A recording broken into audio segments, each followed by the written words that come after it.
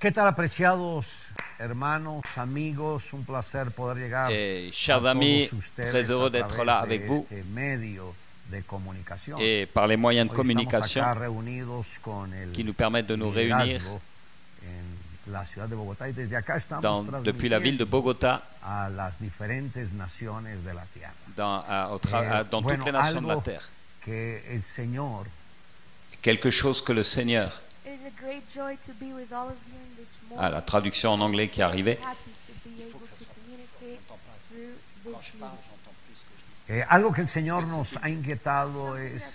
et une des choses que Dieu nous a montré, c'est que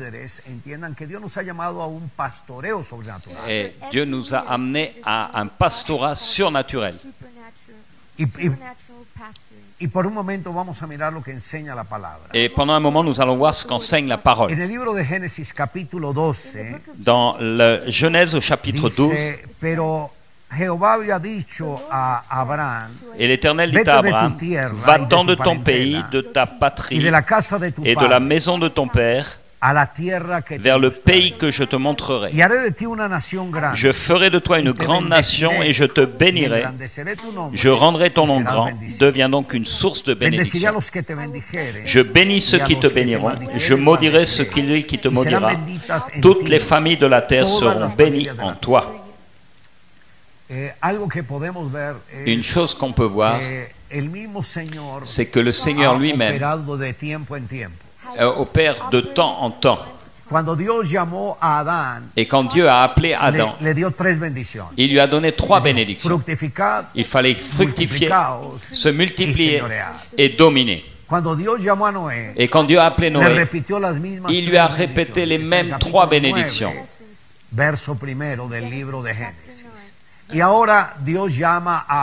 Et maintenant Dieu appelle Abraham et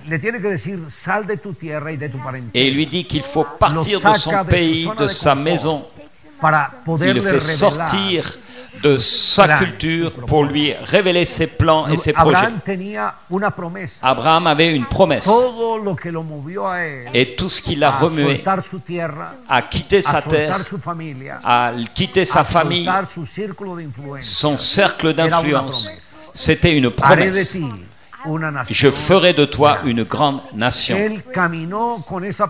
Et il a marché avec cette promesse pendant des années. Et bien que pendant un moment, Abraham a discuté, a argumenté avec Dieu. Et au livre 15, au chapitre 15, et il va lui dire, je ne veux pas que mon serviteur soit mon héritier. Et le Seigneur lui-même répond au verset 5 et lui dit que l'Éternel lui adressa la parole et lui dit, ce n'est pas lui qui sera ton héritier. Et il lui dit, contemple donc le ciel et compte les étoiles, si tu peux les compter. Il ajouta, telle sera ta descendance. Et encore une fois, à nouveau, le Seigneur dit à Abraham, sors de ta tente maintenant. D'abord, il lui a dit, sors de ton pays. Mais maintenant, il lui dit, sors de ta tente. Regarde le ciel et compte les étoiles. Et il répète, il contemple donc le ciel. Et ensuite il lui dit, compte les étoiles. Il y a 2 aspects très différents. Regarde le ciel et ensuite compte les étoiles. Et tout ce qu'il te faut faire, il faut que Abraham sorte de sa tente. Et la tente, qu'est-ce qu'elle représente pour nous? C'est nos circonstances, notre moule, notre manière de fonctionner, la manière dont on se comporte habituellement. Et Dieu a voulu dire à Abraham, il faut sortir de ton cercle, du monde qui t'a créé, que tu as créé. Et Abraham était sous cette tente. Il faut sortir de ses comportements habituels, mode de pensée, culture. Il faut sortir de cela, du monde même qu'on sait fabriquer. Et il nous faut en sortir. Et il lui dit, il faut sortir de là et regarde le ciel. Et quand on fait mention du ciel, il faut dire quelque chose. On parle de toutes les bénédictions que Dieu a préparées pour nous. L'apôtre Paul, quand il écrit aux Éphésiens, au chapitre 2, verset 3, il dit que soit béni le Dieu et Père de notre Seigneur Jésus-Christ, qui nous a bénis de toutes sortes de bénédictions spirituelles dans les lieux célestes. Et il parle du fait qu'il nous a bénis de toutes sortes de bénédictions spirituelles dans les lieux célestes. Et toutes les bénédictions, elles sont là, dans le ciel, dans les lieux célestes. Et Dieu dit à Abraham, contemple le ciel. Pourquoi est-ce qu'on doit regarder le ciel? Parce que c'est là que sont toutes les bénédictions préparées pour nous. Mais comment est-ce qu'on peut rentrer dans les lieux célestes? Il n'y a qu'un seul chemin, la visualisation. Et Dieu dit à Abraham, regarde, contemple le ciel. Parce que le ciel, c'est là qu'est la multiplication. Et il lui dit ensuite, compte les étoiles, si tu peux les compter. Et ça a été un exercice qu'il a dû faire à plusieurs reprises. Alors, pas une nuit ou deux, mais continuellement, Abraham était en train de faire cet exercice. Plusieurs nuits de suite, il était en train de compter les étoiles, jusqu'à ce qu'à la fin, il dit, Seigneur. Et le Seigneur lui dit, mais qu'est-ce qui se passe? Et Abraham lui a dit, c'est impossible. Je ne peux pas terminer de compter toutes ces étoiles. Elles sont nombreuses. Et Dieu lui a dit, si quelqu'un pouvait compter ces étoiles, alors il pourra aussi compter ta descendance. Et là, il lui parle de sa descendance. Elle sera tellement nombreuse que personne ne pourra la compter. Et quand est venue cette promesse, et il n'avait pas encore d'enfant, et Abraham était en train d'argumenter avec Dieu, Seigneur, je veux que mon serviteur devienne mon héritier. Je n'ai même pas un fils. Et Dieu lui a parlé de cette grande multiplication. Il y a quelque chose d'important aussi.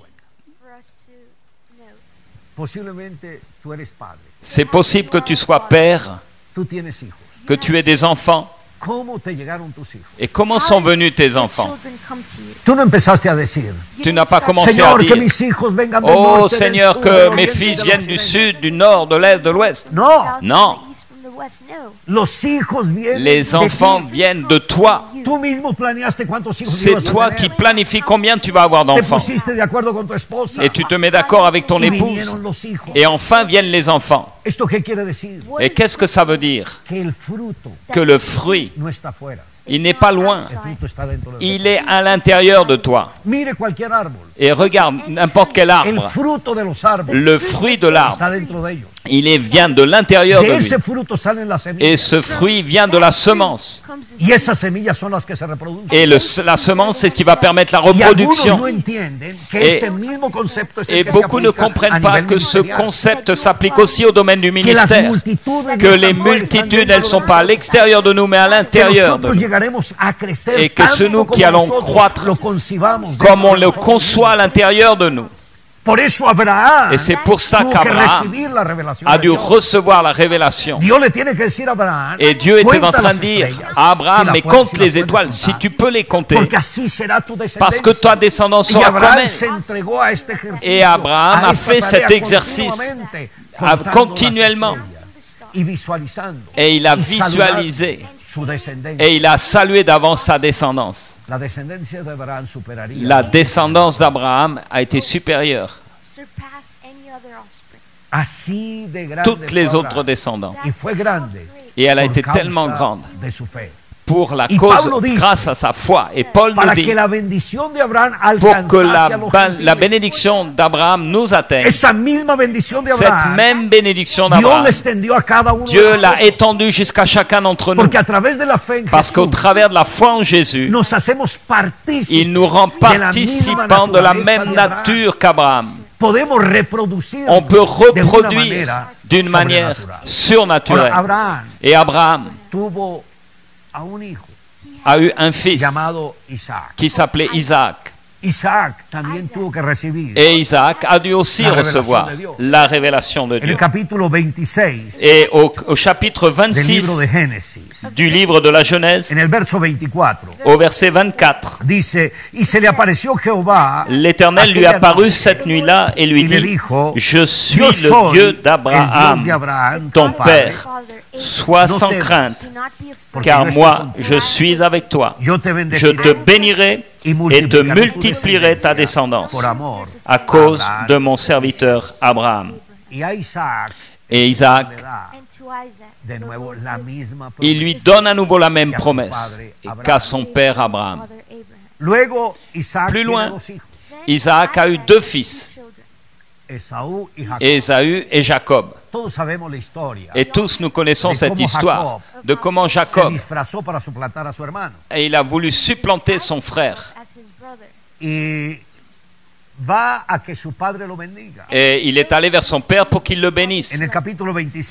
Et au chapitre 27, dans ce livre de la Genèse, on lit au verset 26 et suivant, « Approche-toi donc et donne-moi un baiser. » Et Jacob s'approcha et lui donna un baiser. Isaac sentit l'odeur de ses vêtements, puis il le bénit en ces termes. « Oui, l'odeur de mon fils est comme l'odeur d'un champ que l'Éternel a béni. Que Dieu te donne de la rosée du ciel et des ressources de la terre, du blé et du vin nouveau en abondance. Que des peuples te soient servis et que des nations se prosternent devant toi. Sois le maître de tes frères et que les fils de ta mère se prosternent devant toi.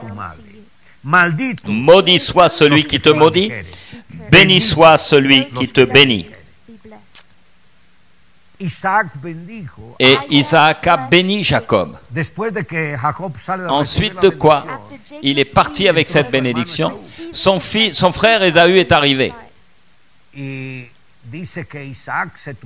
il a dit que Isaac a été ému, touché. Mais il dit, mais je suis ton fils aîné. Et Isaac lui a dit, mais ton frère est venu et il m'a trompé. Et je l'ai béni, et il sera béni.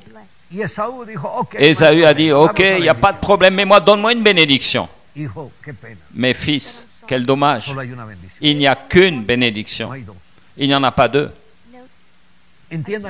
Et comprenez cela,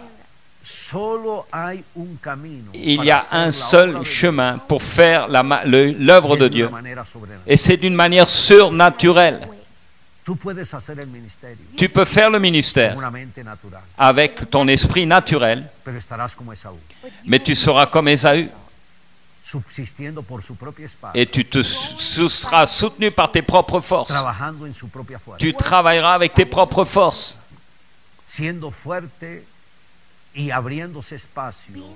En soyant fort,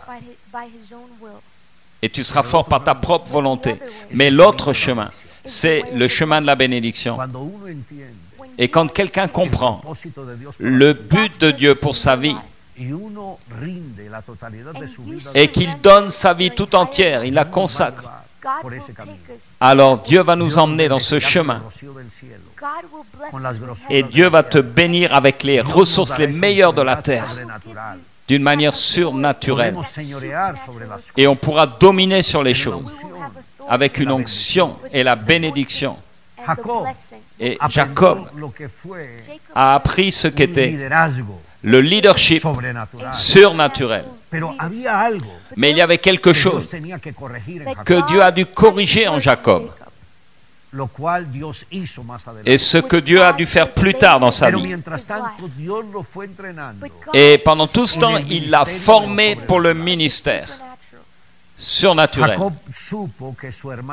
Et Jacob savait que son frère voulait en terminer avec lui. Il a dû fuir de sa maison, il a été dans la terre de Laban, son oncle. Et Jacob, él, en medio del cansancio, se acuesta y pone una piedra como almohada. un soir, était fatigué et s'est allongé et a pris une pierre comme oreiller. Y aquella noche Jacob tiene un sueño. Et cette nuit-là, Jacob a eu un songe.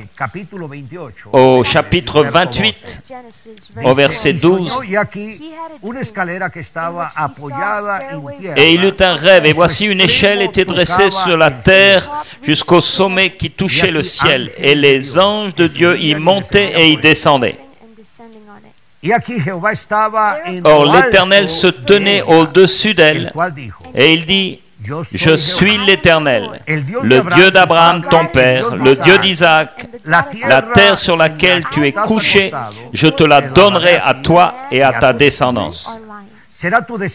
Ta descendance sera innombrable comme la poussière de la terre.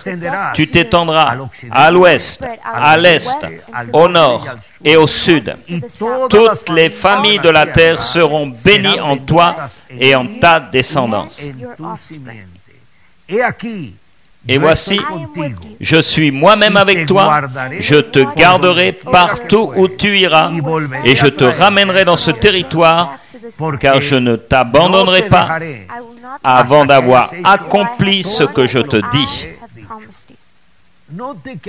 Remarque bien, dans le caractère de Jacob, il y avait quelque chose. La promesse. De la même manière qu'Abraham, qu'il a marché avec cette promesse, Isaac a marché avec la promesse, maintenant Jacob, lui aussi doit apprendre à marcher avec la promesse. Et Dieu lui a promis qu'il va le bénir, qu'il va le protéger. Et il s'est rendu là où Laban travaillait 7 années. Pour la cadette, pour Rachel. Et le jour où Laban a organisé le mariage, la cérémonie, il semblerait qu'il y ait eu un voile très épais sur la mariée. Je ne sais pas comment s'est passée la nuit de noces, et sans doute qu'il était très sombre. Mais Jacob,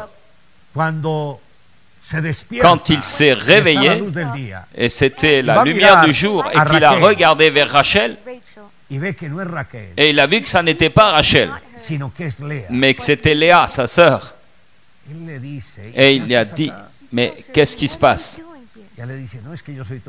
Ah, c'est pas que je suis ton épouse, mais tu t'es marié avec moi. Et lui, il était choqué. Ah, il est allé voir son beau-père pour lui réclamer. Mais qu'est-ce qui se passe ici? Ah, mon fils, il faut que je te dise, dans notre culture, l'habitude, c'est pas de donner la cadette avant d'abord de marier la fille aînée. Et c'est pour ça que je t'ai donné la fille aînée. Ah, si tu veux la cadette, maintenant il faudra travailler encore 7 années pour elle. Et donc 7 années supplémentaires, il a dû travailler. Et après 14 années, Jacob n'avait pas d'argent, il n'avait pas de biens, mais il y avait une famille et une descendance à venir. Et il avait déjà quasiment ses 12 fils. Et c'est là que Dieu a étendu sa miséricorde sur Jacob. Son beau-père, et l'a continué sur le chemin. Et il lui a dit: ok, tu vas travailler pour moi, alors dis-moi ton salaire. Et à Jacob, il s'est passé quelque chose qui venait du Saint-Esprit. Et il lui a dit: permets que les brebis qui sont blanches viennent avec moi. Et les autres, celles qui seront tachetées, rayées, qui ont des taches sur elles, tu peux les envoyer à 3 jours de chemin. Et de ces brebis blanches, celles qui vont naître, qui seront tachetées, rayées, ça sera mon salaire. Les autres, les blanches seront pour toi. Le beau-père a souri. Il a dit, waouh. Ah, il a étendu sa main. Il a dit, waouh, j'aime bien faire du business avec toi. Parce que le beau-père était un malin dans les affaires. Et lui, il voulait tirer parti du maximum. Et il savait que des brebis blanches n'allaient donner que des agneaux blancs. C'est comme s'il allait prétendre qu'un couple de personnes blancs, où les deux sont par exemple blancs, et que les enfants vont naître ou noirs ou métissés, c'est impossible. Et le business que Jacob a proposé à son beau-père, que de ces brebis blanches, toutes celles qui allaient naître rayées, tachetées, ça serait ça son salaire. Et Dieu l'a aidé là, à Jacob. Dans le chapitre 31 de la Genèse,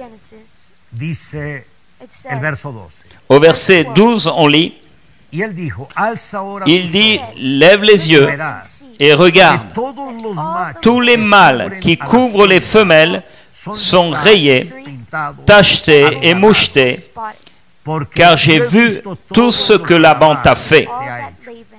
Je suis le Dieu de Bethel, où tu as oint une stèle, où tu as oint une pierre, et où tu m'as fait un vœu. Maintenant, lève-toi, quitte ce pays et retourne au pays de ta naissance. Au verset 10, au temps où les bêtes entraient en chaleur, j'ai levé les yeux et j'ai vu en songe que les mâles qui couvraient les femelles étaient rayés, tachetés et mouchetés. Et l'ange de Dieu m'a dit en songe, Jacob, et j'ai répondu, me voici. Remarque comment Jacob a dû apprendre le langage des songes, des rêves. Parce que entrer dans le monde des rêves, des songes, de la vision, signifie entrer dans le pastorat surnaturel. Et Dieu était en train de lui donner la plus grande, la plus extraordinaire leçon à Jacob de chaque aspect, au travers de la visualisation. Ce qui était dans le naturel, de manière irréversible, au travers de la visualisation, ce devenait possible. Mais c'est impressionnant comment dans cette vision, tout est tombé juste à temps. Il est dit que c'était au temps des chaleurs. Et c'était la vision qui est venue au bon moment. Et Jacob a vu les mâles qui couvraient les femelles. Mais elles n'étaient pas blanches. Ils n'étaient pas blancs. Même si dans le naturel, les mâles étaient blancs. Mais au travers de la visualisation, il a atteint quelque chose. Il a vu les mâles qui étaient rayés, tachetés, et ça a changé la nature même de ces animaux au travers de la visualisation. Et pendant qu'il était en train de voir cela, visualiser, les choses se sont passées, et après la visualisation, la parole de Dieu est venue. Et Dieu lui a parlé. C'était un moment où Dieu a dû confronter avec son appel. Comment est-ce que tu es en train d'exercer ton ministère pastoral? Comment? Est-ce que tu veux rentrer dans un pastorat surnaturel? Alors il te faut rentrer dans le monde des visions, de la visualisation. Il n'y a pas d'autre manière qui amènera un impact dans ta société. Maintenant, on peut être des pasteurs, et je connais beaucoup de ces pasteurs qui sont des hommes de Dieu, qu'ils aiment Dieu. Et ils ont leur temps de prière, ils ont leur temps d'étude de la parole, ils ont le temps pour contacter leurs disciples, les appeler, les visiter. Mais il n'y a pas de fruit. Maintenant, si nous désirons une bénédiction additionnelle, il faut qu'on s'efforce. Et cette mille supplémentaire, ce chemin encore supplémentaire, c'est de rentrer dans la visualisation. Nous avons la meilleure base, le meilleur point d'appui pour visualiser. Et je peux vous le dire ce que c'est. La croix. Et j'aime visualiser. Je profite du fait de visualiser. Mais si la croix n'est pas là au milieu, la visualisation, elle n'atteint pas son potentiel maximum. Pourquoi est-ce que la croix est tellement importante? Parce que la croix, c'est là que le Seigneur, là à la croix, nous laissons notre nature être changée, notre nature limitée, fragile. Et si tu lis bien les passages précédents à celui qu'on a lu, tu vas remarquer que Jacob a mis des bois autour des abreuvoirs. Et nous sommes aussi, nous, confrontés à ce bois. Et quand les brebis allaient pour boire, Jacob a visualisé que ces brebis allaient concevoir des agneaux qui allaient être tachetés, rayés. Et il a vu ce bois comme une manière de visualiser. Et ce bois est un prototype de la croix. Nous ne pouvons pas enlever la croix d'aucune étape du ministère. La croix doit rester la base, le centre de toute chose. Nous devons louer Dieu et passer au travers de la croix. C'est là qu'on laisse notre nature limitée d'échecs. Et notre nature est là clouée à la croix. Et on peut apprendre à visualiser ce que Dieu veut nous donner, à voir le ministère que Dieu a préparé pour nous. Ça demande du temps. Ça demande de faire ce chemin supplémentaire de la visualisation. Peut-être beaucoup d'entre vous, vous ne voulez pas investir ce temps. Ça touche des émotions. C'est mourir à moi-même. Et c'est de la manière dont Dieu parle. Dans le livre de Job. Et d'une manière ou d'une autre, Dieu parle. Dans des visions. Et quand le corps est en train de se reposer, quand quelqu'un est en train de dormir, quand le corps est au repos, c'est quand le stress est enlevé, c'est là qu'on peut visualiser. Au travers de la croix, on peut rentrer dans le monde des visions et des rêves. Comment, et Jacob a vu comment les mâles allaient couvrir ces femelles. Et il a vu les agneaux rayés, tachetés qui allaient venir. Il a vu au travers des visions et des rêves. Il y a quelque chose d'intéressant. Quand tu peux capturer cette vision, alors tu conçois à l'intérieur de toi. Et ma fille Sarah, quand elle n'avait, depuis qu'elle a eu 5 ans, on est allé à un restaurant. Et la première chose qu'elle commandait, c'était du citron. Et elle partageait le citron. Et donc elle écartait la peau. Et puis elle allait le mordre. Et elle appréciait tellement ce jus. Et nous, on regardait, et elle prenait l'autre partie, et de la même manière, elle y plantait ses dents. Et elle appréciait tellement ça. Maintenant, ici, il n'y a pas de citron. Mais qu'est-ce que tu sens? seulement par le fait de mentionner citron. Oh, déjà tu le sens sur tes dents. Et tu commences à sentir cette acidité. Et tes glandes salivaires commencent à travailler. Et on reçoit comme la substance par la visualisation. C'est ça. Comme si cette image qu'on reçoit, elle se met à travailler en nous et devient une réalité. Et quand tu as une visualisation, dans notre nature spirituelle, on leur reçoit comme un fait, comme il n'y a pas un nombre de doutes. Oh oui, je l'ai, ça y est, c'est acquis. C'est ainsi, comme ça qu'on va faire la différence. Dans notre manière naturelle d'exercer le pastorat ou de rentrer dans le pastorat surnaturel. Je suis né pour ce genre de pastorat.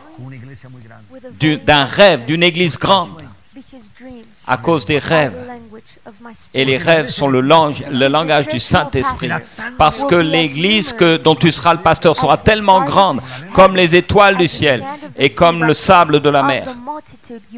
Alors ces multitudes, tu ne pourras pas les compter. Et quand Dieu m'a donné cette parole, j'ai appris le langage de la vision et des rêves.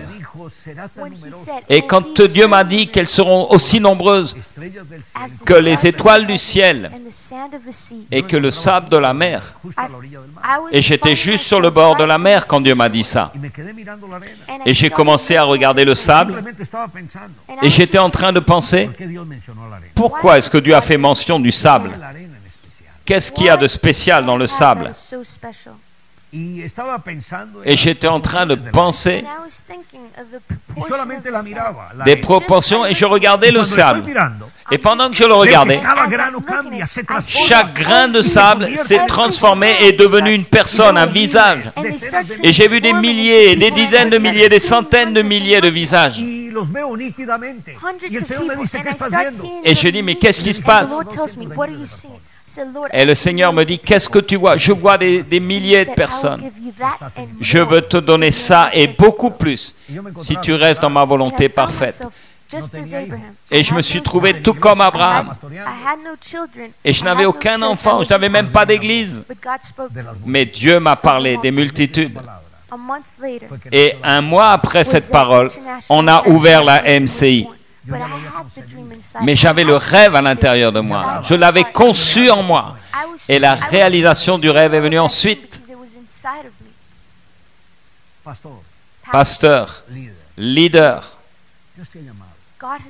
Dieu t'a appelé. Pas pour que tu sois comme les autres, comme n'importe qui se battent avec leur propre force.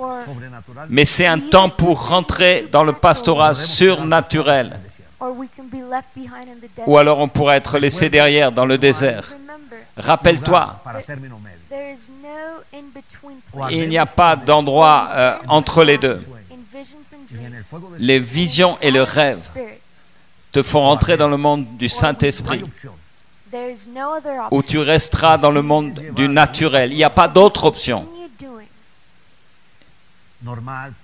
Et si tu continues à faire les choses normales, traditionnelles, ne t'attends pas à une grande croissance, quelque chose de surnaturel. Mais toi, tu peux changer ta manière de voir et tous les aspects autour de toi. On va prier ensemble. Père, je te demande que tu bénisses chaque pasteur, chaque leader, et que tu fasses un changement dans leur nature, que cette promesse qui a été donnée à Noé, à Adam, à Abraham, à Isaac, à Jacob, elle devienne réalité pour nous, et qu'on soit fécond, et qu'on se multiplie, et qu'on domine la terre. Seigneur, nous rentrons dans le monde des songes et des visions qui va changer les aspects des choses et qu'on peut appeler les choses qui ne sont pas comme si elles étaient. Donne-nous cette grâce, Seigneur, pour conquérir. Nous te le demandons dans le nom de Jésus. Merci, Seigneur. Amen et amen. Merci d'être avec nous. Et j'aimerais demander à mon épouse Claudia de venir me rejoindre pour cette session suivante.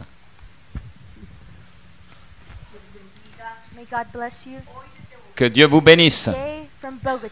Et aujourd'hui, à partir de Bogota, depuis Bogota à toutes les nations de la terre. Et est-ce qu'on peut voir un peu les pasteurs un petit peu partout pour qu'ils nous saluent, si la transmission le permet? Est-ce qu'il y a des caméras qui peuvent se tourner vers les...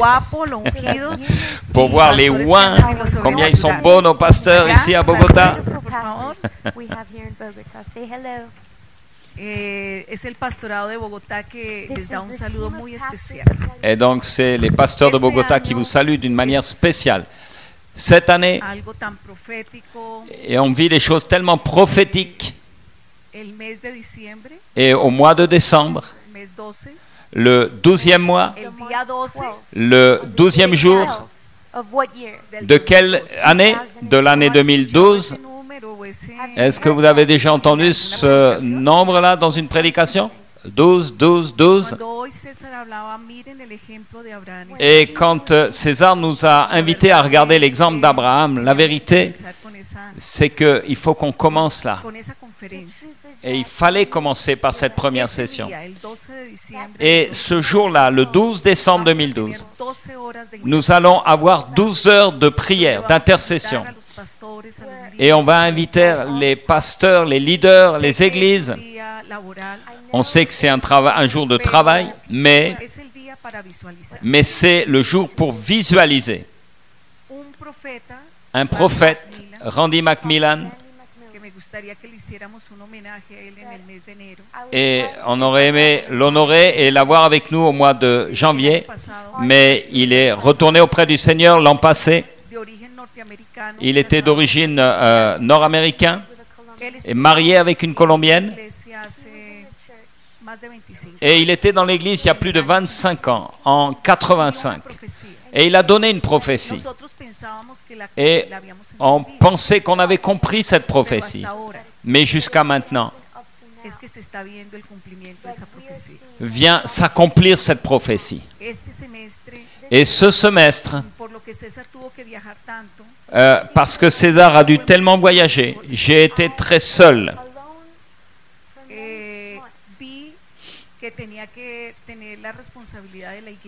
Et j'ai dû prendre la responsabilité de l'église de Miami.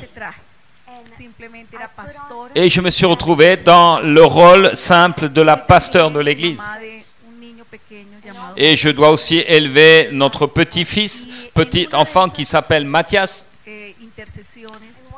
Et dans un de ces moments d'intercession, le Saint-Esprit, il était 4 heures du matin, et j'ai pris ma Bible, et j'ai commencé avec ce chant « Réveille mon cœur ». Et parce que ça va être le titre de la convention de Bogota cette année, « Aliento de vida », souffle de vie. Et pour la première fois de ma vie, Dieu m'a ouvert l'intelligence pour les Écritures. Il m'a dit, fille,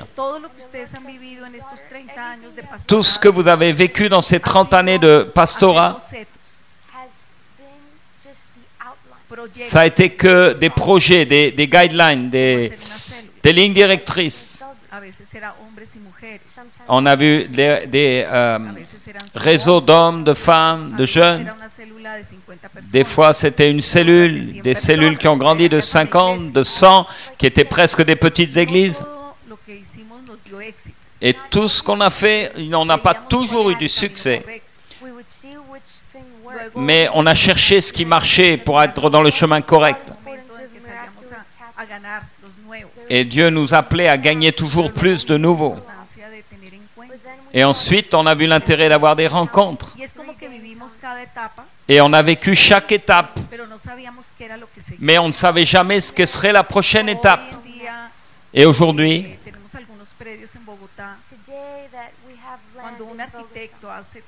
et on a un architecte qui est en train de planifier les choses maintenant. Et c'est ce qui va être intéressant dans ce qu'on va vivre en janvier. Pour moi,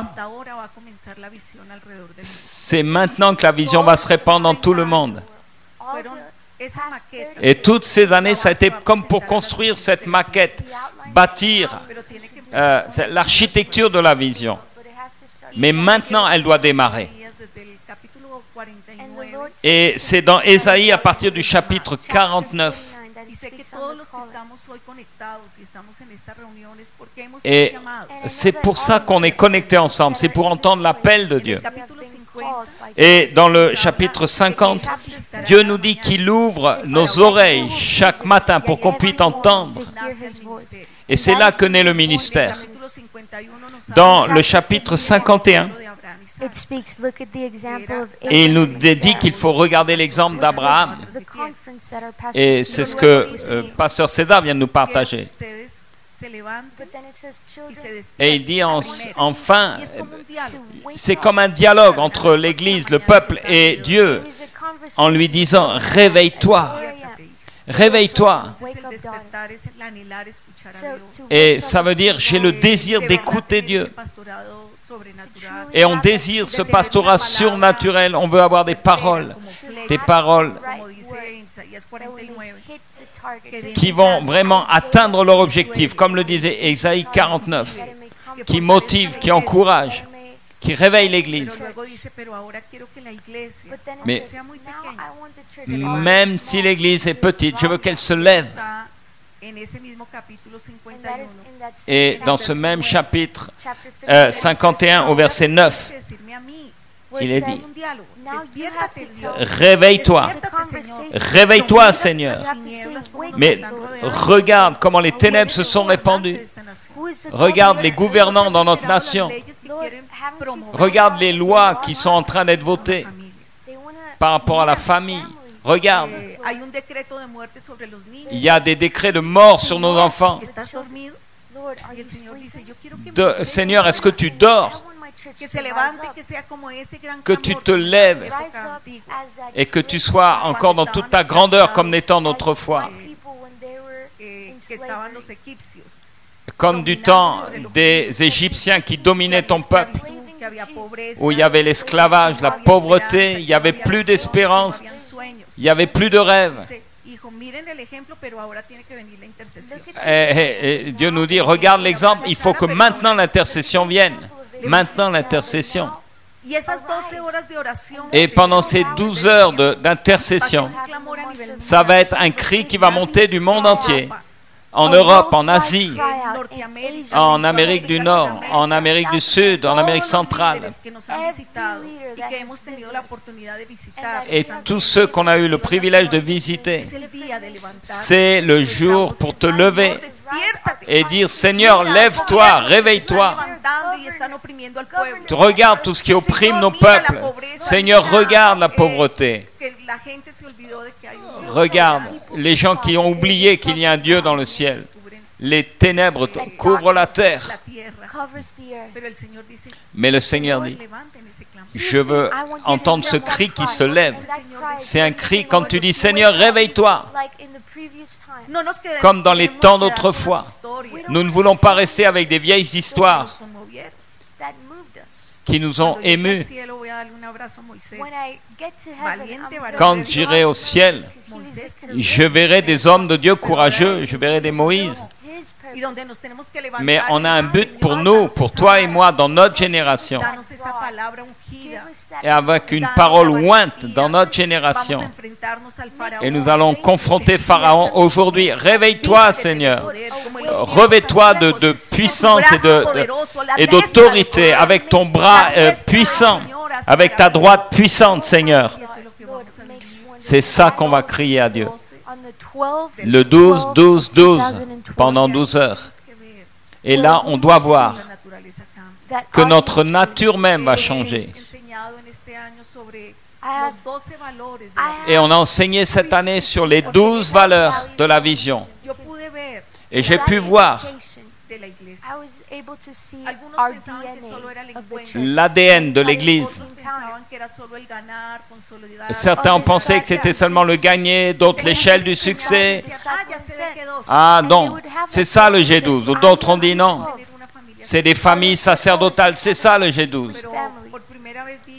Mais pour la première fois, j'ai vu les 12 principes de la vision, qui sont l'ADN de l'Église. À l'Église et pour les pasteurs, je travaille au travers des 12. Les décisions que j'ai prises sur le plan ministériel ou professionnel et toutes ces valeurs. Quand je suis à l'église, quand je vais en famille, c'est pas quand on est à l'église qu'il faut mettre les grands panneaux, les grandes affiches du G12, des G12. Non. On va vivre en janvier. Mais je veux qu'il y ait cette intercession de 12 heures qui élève ce cri, comme on lit dans Ésaïe 51. Et il faut qu'on demande au Seigneur de nous préparer pour ce changement en janvier. Et on va voir le pourquoi de la visualisation. On va voir l'exemple d'Abraham, d'Isaac. Et je vais vous bénir et vous multiplier comme le pasteur César nous l'a dit tout à l'heure. Et qui va ouvrir notre intelligence déjà sur ce point. L'intercession aussi. Et dans Ésaïe 53, et en Ésaïe 52, on voit que l'Église se lève dans l'adoration. Maintenant, toi, Jérusalem, Sion, elle commence à se revêtir d'habits de fête, d'apparat, et au travers de l'adoration, de la louange. Et Jérusalem était dans la désolation. Et il n'y avait plus de chants d'allégresse. Mais l'Esprit de Dieu fait revenir, et c'est un élément fondamental. Et ensuite, le Seigneur m'a amené dans Ésaïe 53. Et pourquoi on a l'importance des rencontres? La croix doit être devant dans tout ce qu'on fait. Et c'est là qu'on voit les multitudes arriver.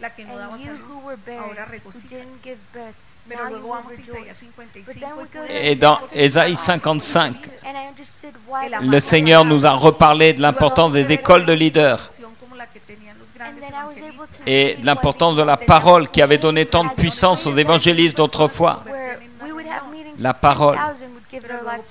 On a vu des réunions où on a vu plus de 10 000 personnes donner leur vie à Jésus.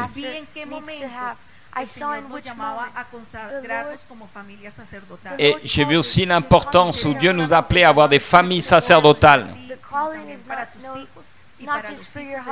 Et l'appel est aussi pour nos enfants, nos maris, nos couples, nos enfants. Et l'Église doit vivre toutes ces dimensions. Et Bogota va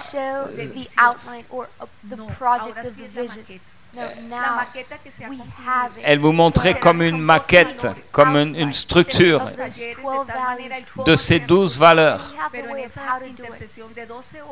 Mais nous allons avoir cette intercession de 12 heures. Elle est le 12 décembre pour visualiser le changement dans nos nations. Et j'ai vu que le temps viendrait où on peut rentrer en politique. Et au Brésil, par exemple, certains, à l'exemple de Bogota, sont impliqués en politique. Et maintenant, ça sera le temps approprié. Il faut prendre étape après étape et rentrer dans le temps de Dieu pour entrer en politique.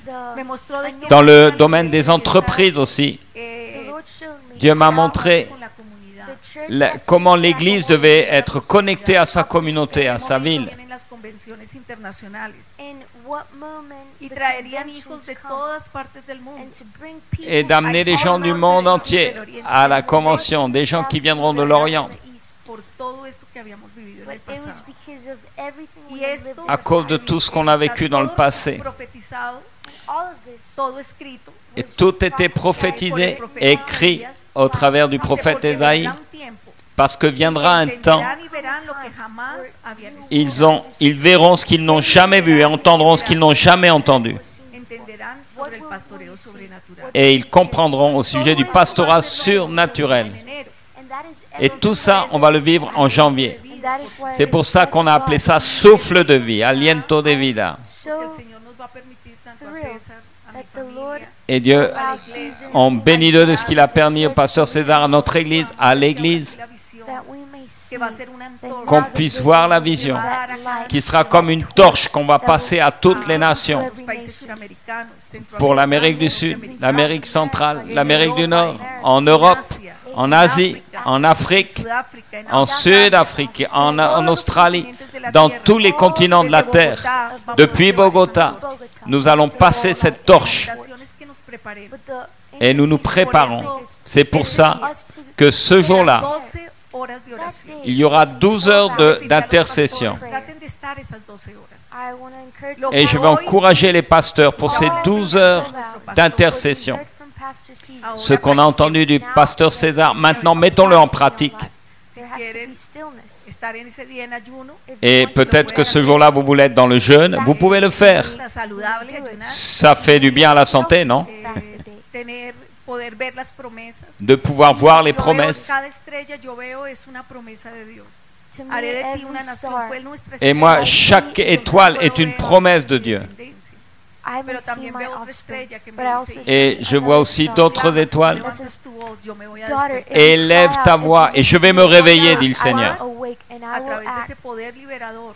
Et je vais libérer ma puissance libératrice, Y luego puedo ver comme je una l'ai fait estrella dans les temps d'autrefois. ponte de gala. Et Dieu nous dit, revêt-toi de tes vêtements de fête. Una alegría ahora. Et ça m'a donné une joie maintenant. Adorando al Señor. Ahora que Et quand j'adore le Seigneur, je veux danser. no sentía que debía danzar, Ah, moi, je ne sentais pas cela avant. que eran mis hijas o los Ça, je le pensais que c'était que pour mes filles, pour les jeunes. Eso es parte Mais Dieu m'a dit, fille, ça fait partie de ce qui vient maintenant. en esos cánticos. Cuando Et decía, on va retrouver des "Quiera la madre, cantiques. el jinete y al caballo". Ahí.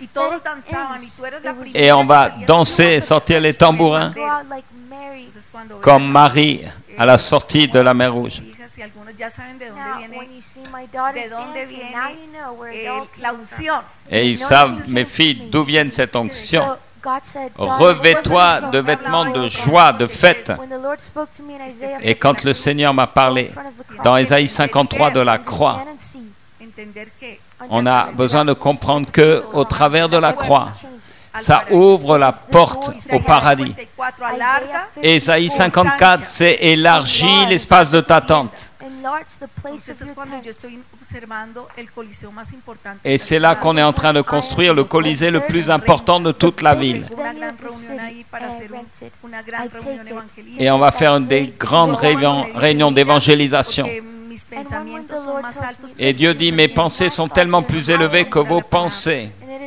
Revenir à la parole. Cuídate, ten un día de descanso. Et Dieu dit, fais attention aussi, prends un temps de repos pour être un pasteur de succès et de multitude. N'oubliez pas tes priorités. Tu salud es Toi, ta santé, un pastor debe estar le pasteur doit être dans pastor debe hacer ejercicio, un repos, il doit aussi faire de l'exercice ejercitarse et il a besoin de faire de l'exercice même dans son intelligence. Et les femmes pasteurs doivent aussi faire un check-up médical.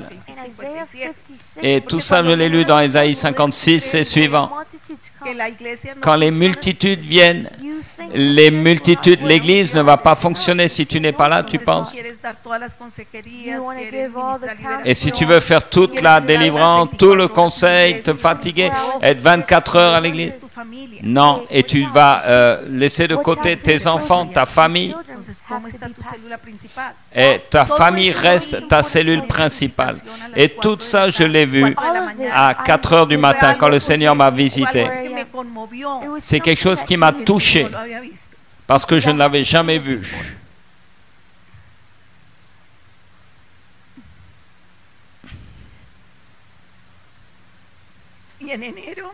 Et en janvier, tout va bien se passer.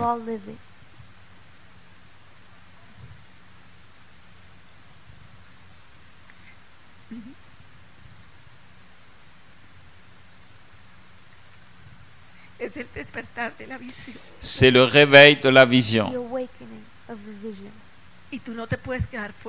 Et tu ne peux pas rester en dehors de ça.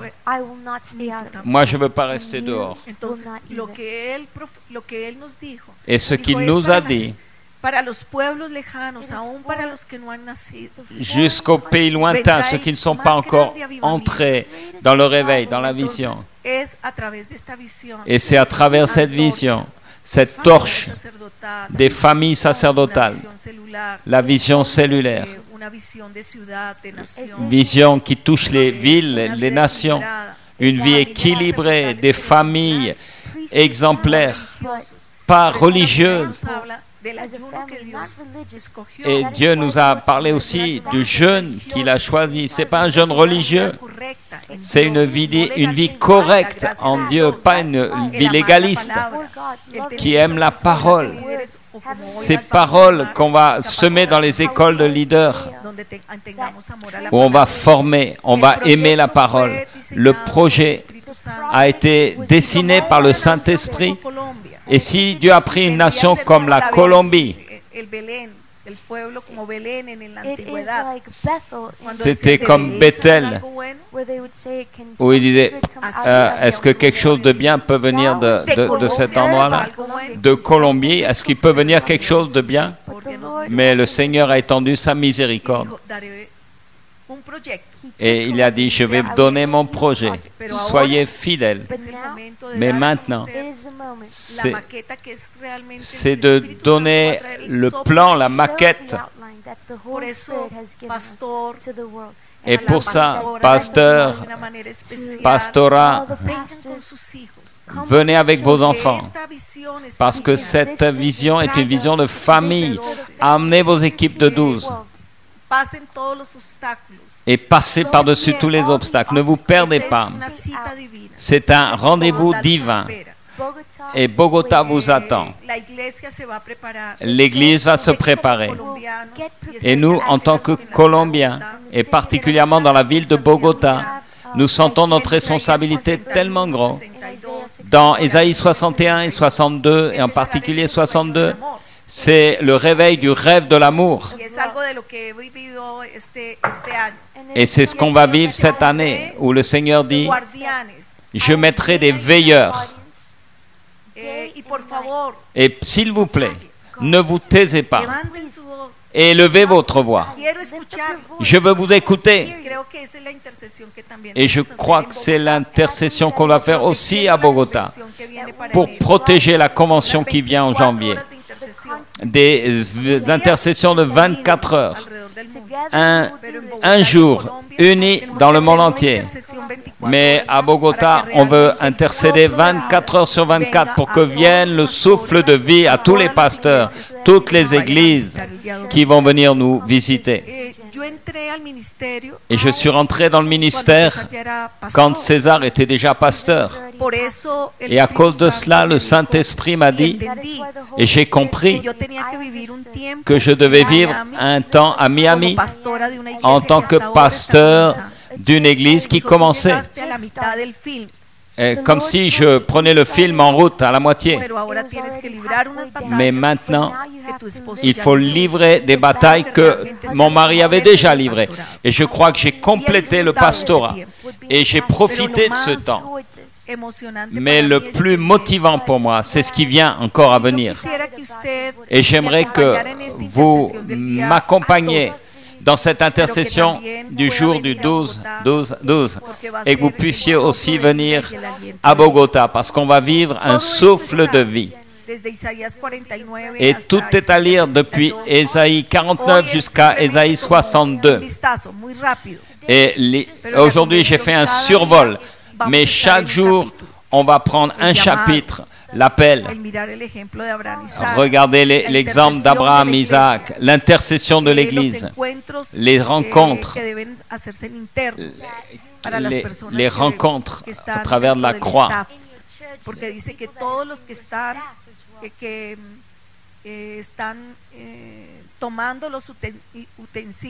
Et les chapitres d'Ésaïe nous disent que tous ceux qui portent les ustensiles de l'Éternel doivent se mettre à part, se sanctifier. On va parler des rencontres, des re-rencontres pour le leadership. Et on va parler des pêches miraculeuses. Dieu nous a emmenés à ces choses, aller aux écoles de leaders, aux priorités, pour que non plus on ne puisse pas connaître de divorce. Et on pense que c'est surnaturel dans les temps qu'on vit, dans la société comme elle est aujourd'hui, qu'ici on ne connaît pas de divorce au milieu de nos pasteurs. Et la plupart de nos pasteurs se sont mariés très jeunes avec une seule épouse. Et beaucoup ont une vie de mariage heureuse de 30 ans. Et Dieu nous a donné cette grâce en Colombie. Et nous voulons que les autres nations vivent les mêmes choses. Et l'amour de la parole. Et c'est le réveil, la visitation. Comme Moïse est devenu devant ses frères, il était fatigué, et des gens qui viennent en disant « Oh, la vision ne fonctionne pas, on a tellement de charges, il y a des difficultés, oh, il y a des gens qui ne se convertissent pas. » Mais je veux vous donner une bonne nouvelle. Dieu va nous visiter et le Saint-Esprit dit « Si, réveille-toi et tu vas voir ce rêve de l'amour. » Et Dieu ne veut plus de stérilité au sein de son Église. Et Dieu va nous donner des fils nombreux. Et il va briser la stérilité. Et des milliers de milliers seront tes enfants qui t'a promis. Et ce que tu vas vivre. Et c'est pour ça que ça me motive, ça m'excite. Et je veux voir ce grand réveil.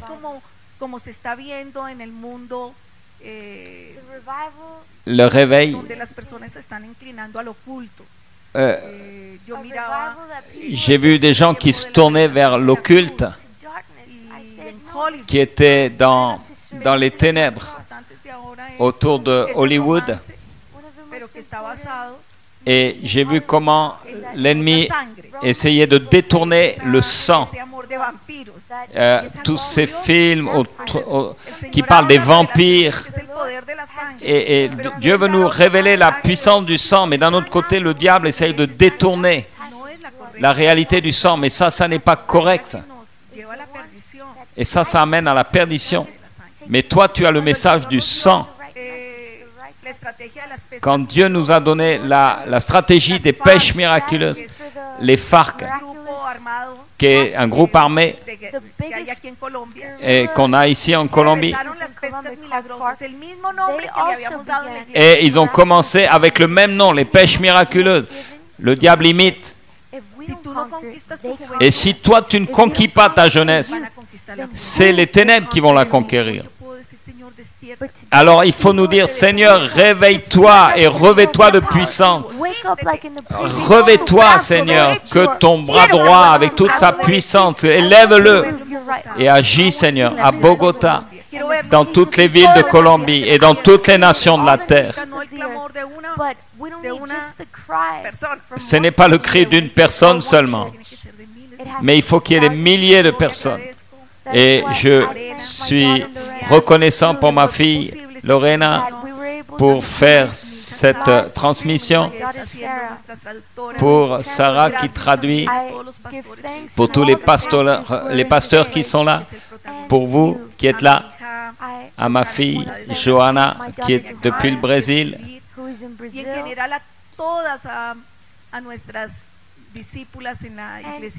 Et pour tous nos disciples qui sont de Miami, différentes missions charismatiques et dans toutes les nations de la terre. Et oui, on va avoir cette intercession.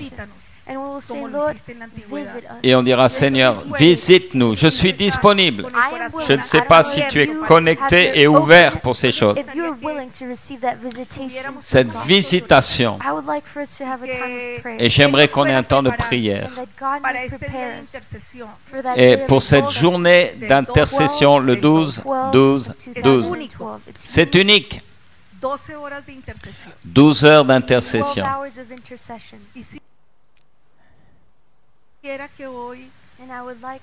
Et j'aimerais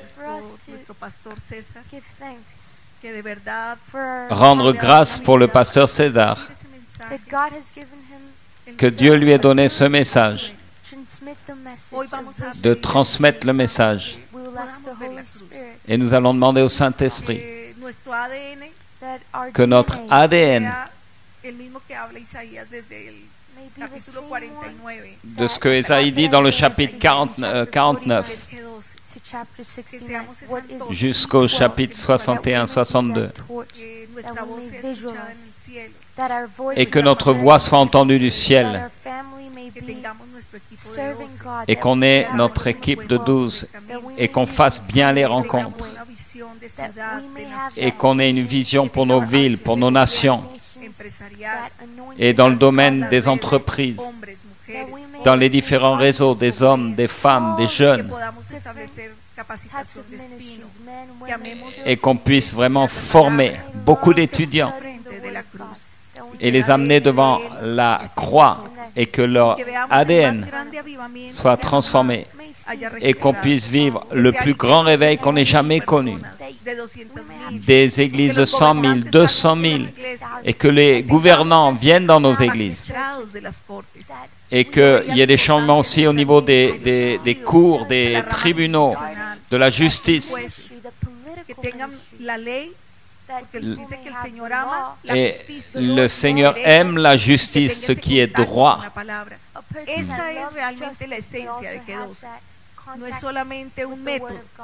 Et le G12 n'est pas qu'une méthode. C'est vraiment, c'est avoir l'ADN de Jésus. Et qu'on soit comme des gens le Baptiste, brûlant pour Dieu. Et qu'on réveille le rêve de l'amour. Et qu'on puisse diminuer et qu'il puisse grandir en nous. Est-ce que vous pouvez mettre votre main sur votre cœur et on va dire, Seigneur, merci. Je te bénis d'avoir penché ton regard vers la Colombie. Et est-ce qu'il peut quelque chose de bon venir de Colombie? Tu n'as pas regardé à notre passé, Seigneur, à notre nationalité, à nos impossibilités, mais seulement un cœur qui te croyait. Aujourd'hui, je te rends grâce pour tous ceux qui sont connectés et qui ont le désir de faire la vision.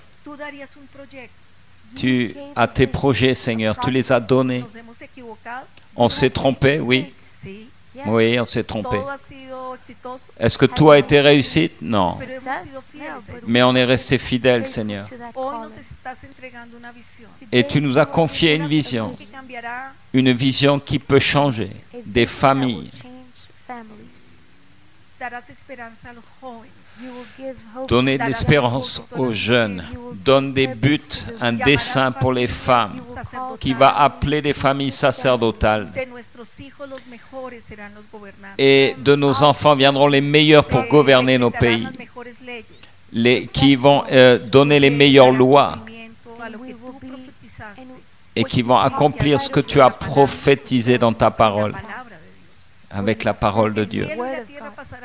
La terre et le ciel passeront, mais ta parole ne passera pas.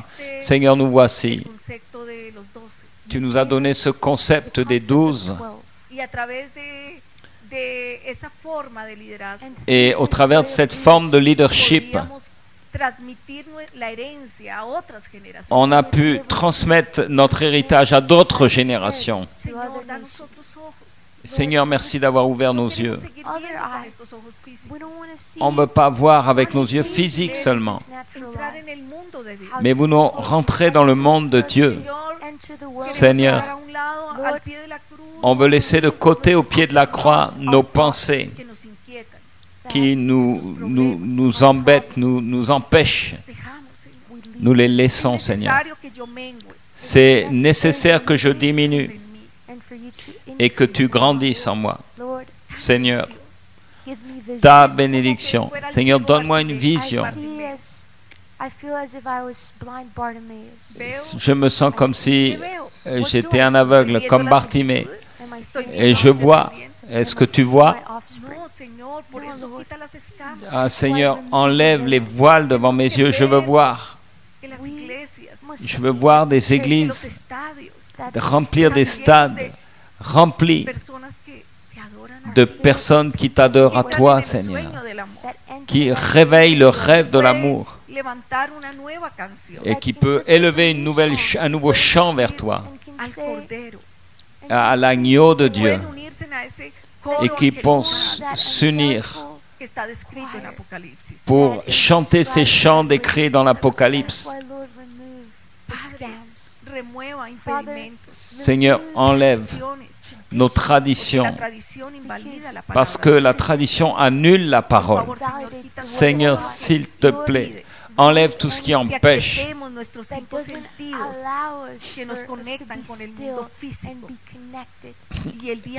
et qu'on soit connecté avec les besoins de notre monde. Et ce 12 décembre 2012, qui est notre 12 heures de prière, et qu'on puisse voir ce que tu veux qu'on voit.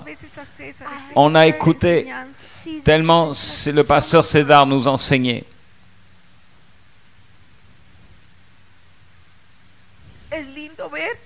C'est beau de voir pour soi-même. Tellement souvent, on a vu au travers des yeux des pasteurs, des autres. Mais on ne veut plus voir, dépendre des autres. Nous voulons dépendre du Saint-Esprit.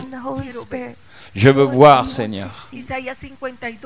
Dans Ésaïe 52, dans le dernier verset, il est écrit: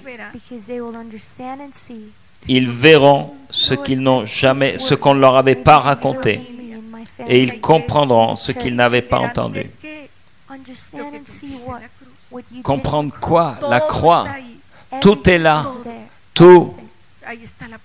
C'est là qu'est la prospérité. La guérison, la multiplication, la sagesse.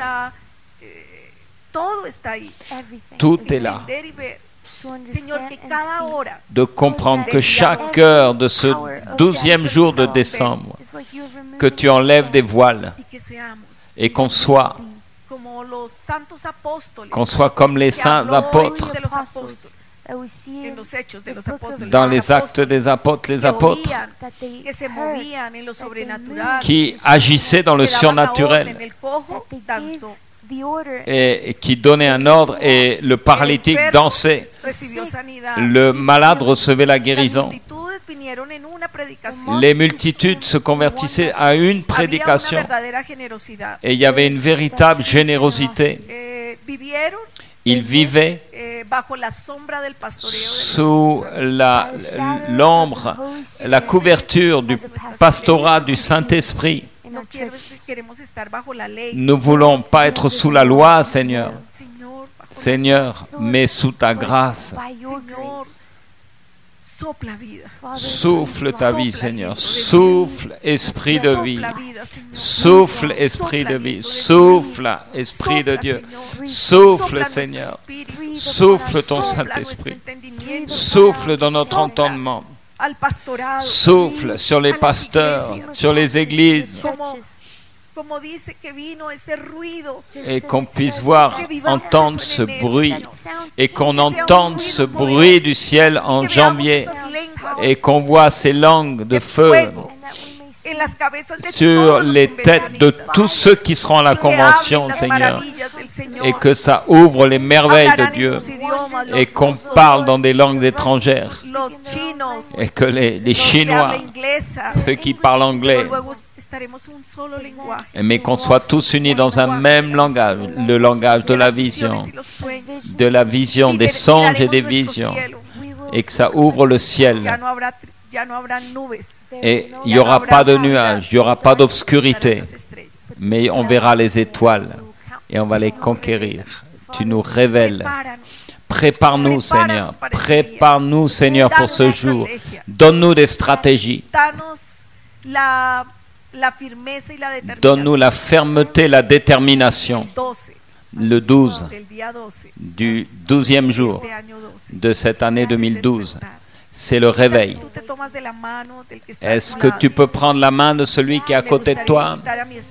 Et j'aimerais inviter mon époux pour qu'il termine ce moment avec nous et qu'on puisse dire, Seigneur, on est là comme une grande équipe. Merci, Seigneur.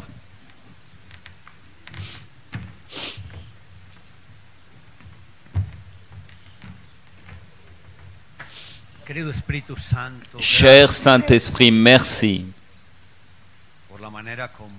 pour la manière où tu es en train de préparer le leadership au niveau mondial pour accomplir tes desseins dans cette terre. Tu es un Dieu de temps. Tu n'es jamais là en avance ni en retard. Et c'est ton temps.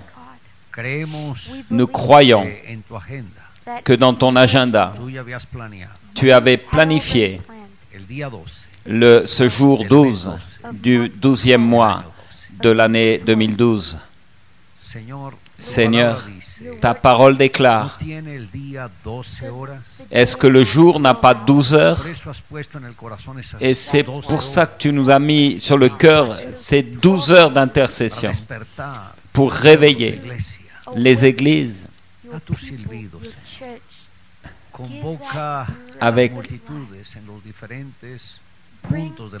pour accueillir les multitudes dans les différentes parties de la terre et qu'on puisse voir des centaines de mille, des millions de personnes intercédant, changeant l'atmosphère dans le plan spirituel. Et nous croyons que cette intercession va amener des changements dans les gouvernements, dans la politique, dans la justice, dans les médias, dans les moyens de communication, dans la presse, la radio, la télévision, Internet, dans toutes ces choses. Tout sera changé à cause de l'intercession. Et nous verrons, Seigneur, avec ton Saint-Esprit, on va voir ce grand impact dans ces temps de la fin. Nous t'aimons, Seigneur. Merci de nous préparer pour ce grand réveil. Nous t'aimons, Seigneur. Dans le nom de Jésus. Amen. Et Amen. Et à vous tous, merci d'avoir été connectés avec nous. Que Dieu vous bénisse. God bless you. Goodbye.